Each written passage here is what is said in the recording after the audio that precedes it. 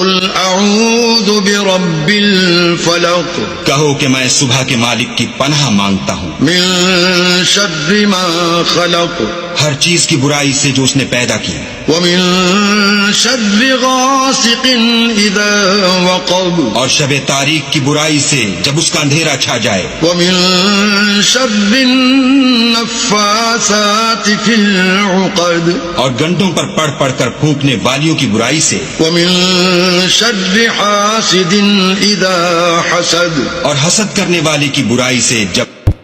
وہ ہیں کہ جب اللہ کا ذکر کیا جاتا ہے تو ان کے دل ڈر جاتے ہیں، اور جب انہیں اس کی آیتیں پڑھ کر سنائی جاتی ہیں تو ان کا ایمان اور بڑھ جاتا ہے، اور وہ اپنے پروردگار پر بھروسہ رکھتے ہیں، اور وہ جو نماز قائم کرتے ہیں اور جو مال ہم نے ان کو دیا ہے اس میں سے نیک کاموں میں خرچ کرتے ہیں، یہی سچے مومن ہیں، اور ان کے لیے ان کے پروردگار کے ہاں بڑے بڑے درجے ہیں اور بخشش اور عزت کی روزی ہے۔